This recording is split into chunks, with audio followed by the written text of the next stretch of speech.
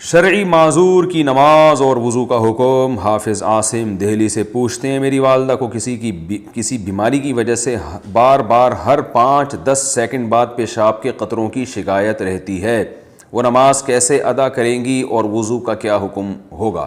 یہ بہت اہم مسئلہ ہے کہ جس کو قطرے آنے کی بیماری ہو یا بار بار ہوا خارج ہونے کی بیماری ہو، وہ نماز کیسے پڑھے گا؟ یہ ایسا مسئلہ ہے کہ لوگ بہت خون پیتے ہیں بار بار پوچھ کے، تو یہ بہت اچھی طرح سے سمجھیں، اور یہ اچھا ایک کلپ ریکارڈ ہو جائے گا تاکہ ہم آئندہ کوئی بھی یہ مسئلہ پوچھتا ہے تو اسی کلپ کا حوالہ دوں گا میں۔ مسئلہ خوب اچھی طرح سمجھیں، اس بارے میں ہمارے پاس حمنہ بنت جہش رضی اللہ تعالیٰ عنہ اور زینب بنت جہش رضی اللہ تعالیٰ عنہ کی احادیث موجود ہیں کہ ان کو لیکوریا کی بیماری تھی، بار بار ان کو بلیڈنگ ہوتی تھی۔ آپ صلی اللہ علیہ وسلم نے ان کو حکم دیا کہ وہ ہر نماز کے لیے وضو کریں گی اور اسی وضو سے وہ جتنی چاہیں نمازیں پڑھیں۔ تو اس سے علماء نے استدلال کیا ہے کہ کسی کا وضو ٹھہرتا ہی اگر نہیں ہے کہ وہ یعنی جب بھی نماز پڑھتا ہے تو نماز کے دوران وضو ٹوٹ جاتا ہے یا نماز سے پہلے ہی ٹوٹ جاتا ہے، تو وہ یعنی ہوا خارج ہوتی ہو یا پیشاب کا قطرہ نکلتا ہو تو بار بار وضو ٹوٹ رہا ہے، تو ایسا شخص پھر معذوروں کی فہرست میں داخل ہے۔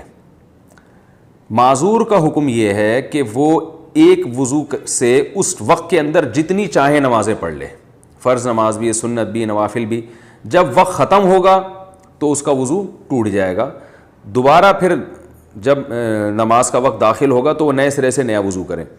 تو جو بیماری ان کو لاحق ہوئی ہے اس بیماری کی وجہ سے وضو نہیں ٹوٹے گا۔ جیسے کسی کو پیشاب کے قطروں کا مرض ہے تو ایسا معذور کا پھر پیشاب کا قطرہ نکل گیا تو وضو نہیں ٹوٹے گا، ہاں ہوا خارج ہوئی تو وضو ٹوٹ جائے گا۔ اور اگر کوئی ہوا کا مریض ہے، اور میری چونکہ تھوڑی سی مزاح کی بھی عادت ہے، ہمارے مدرسے میں کچھ طلبہ ایسے تھے جن کو کوئی بیماری تھی، وہ ان کی ہوا بہت خارج ہوتی تھی تو ان کو وہ الگ سے وہ نماز پڑھتے تھے، تو ہم نے مذاق میں ان کا نام رکھا ہوا تھا کہ یہ پاک فضائیہ انہوں نے جوائن کر لی ہے، ٹھیک ہے نا۔ تو جو بھی اس قسم کے معذور تھے نا، ہم ان کو یہی ایک وہ تانا دیا کرتے، تانا تو نہیں، ایک مزاح کرتے تھے کہ آپ جماعت سے نماز نہیں پڑھ رہے، آپ الگ نماز پڑھ رہے ہو تو خیریت؟ تو کہتا تھا یار میں بھی پاک فضائیہ میں آ گیا ہوں۔ تو یہ مزاح ہوتا تھا ان کے ساتھ، اس کو مزاح ہی سمجھیں، کچھ اور نہ سمجھیں۔ تو ہوا بار بار خارج ہوتی ہے، ایک تو پاک فضائیہ وہ ہے جو واقعی پاک فضائیہ ہے، جو ایئر فورس ہے ہماری، وہ تو ہمارے لیے قابل فخر ہے۔ یہ فضائیہ سے مراد وہ والی فضا نہیں ہے، یہ کوئی اور والی فضا مراد ہے اس سے۔ تو بار بار کسی کی ہوا اگر خارج ہو رہی ہے، بار بار پیشاب کا قطرہ خارج ہو رہا ہے اور نماز کے دوران بھی قطرہ خارج ہو جاتا ہے، تو پھر اس کے لیے حکم یہی ہے کہ وہ اسی وضو سے جتنی چاہے نمازیں پڑھیں۔ جب نماز کا وقت ختم ہوگا، نیا وقت داخل ہوگا تو نئے وضو سے پھر وہ نئی نمازیں، وہ جتنی نمازیں چاہے پڑھیں گا، یعنی ایک وضو سے وہ اگلے وقت کی نمازیں نہیں پڑھ سکتا بس، لیکن کسی اور وجہ سے وضو ٹوٹا تو ٹوٹ جائے گا۔ اب یہ کہ معذوروں کی فہرست میں داخل کب ہوگا یہ سمجھیں۔ کسی بھی شخص پر کوئی ایک نماز کا پورا وقت ایسا آ جائے کہ جس پورے وقت میں کوشش کے باوجود وہ باوضو ہو کے نماز نہ پڑھ سکے،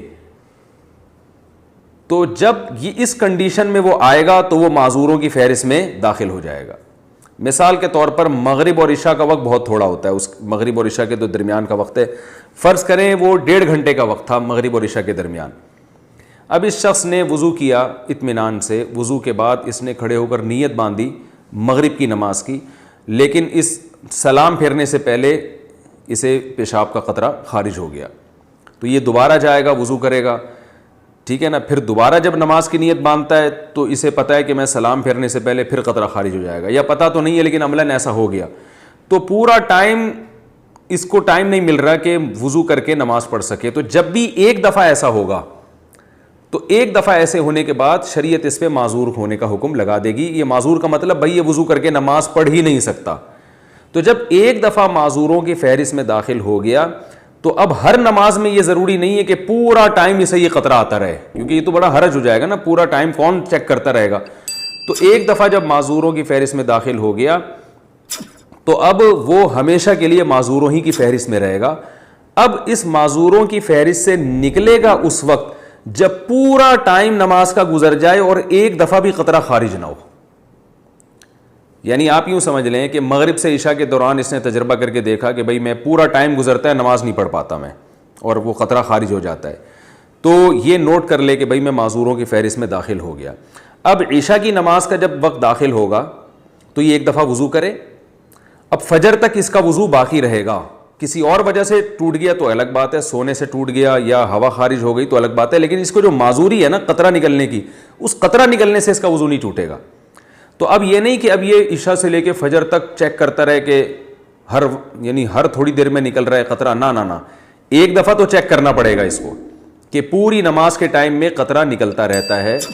لیکن جب ایک دفعہ یہ اس فہرست میں داخل ہو گیا تو اب پوری نماز کے ٹائم میں ایک دفعہ بھی اس کو پیشاب کا قطرہ آ گیا تو یہ معذور ہی رہے گا. یعنی معذور کی فہرست میں داخل ہونا تو مشکل ہے, داخل رہنا مشکل نہیں ہے. یہ خوب اچھی طرح سمجھیں, جب داخل ہو گیا تو اب داخل ہی رہے گا. اب یہ صحت مند لوگوں کے حکم میں اس وقت آئے گا جب پوری نماز کا ٹائم گزر جائے اور ایک دفعہ بھی اسے قطرہ خارج نہ ہو تو ہم کہیں گے اب یہ ٹھیک ہو گیا ہے, کیونکہ پوری نماز کے ٹائم میں ایک دفعہ بھی قطرہ خارج نہیں ہوا. تو جب ٹھیک ہو جائے گا پھر یہ عام لوگوں کے حکم میں آ جائے گا کہ جیسے عام لوگ پراپر طریقے سے وضو کرتے ہیں اور قطرہ خارج ہونے سے ان کا وضو ٹوٹتا ہے تو اس کا بھی وضو ٹوٹ جائے گا. امید ہے انشاءاللہ سمجھ میں آ گیا ہوگا یہ مسئلہ.